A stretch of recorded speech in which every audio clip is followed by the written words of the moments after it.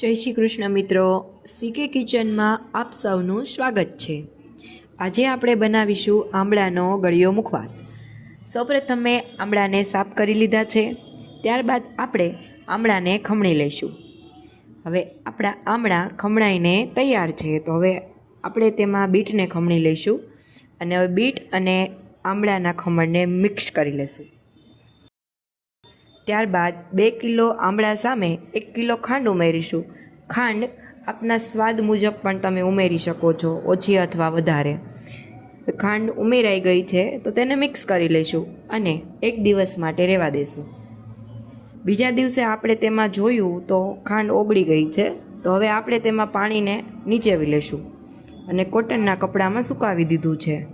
3-4 દિવસમાં ખમણ સુકાઈને રેડી છે। હવે આપણે બીટ અને આંબળાનો આ ગળ્યો મુખવાસ જોયું તો રેડી થઈ ગયો છે।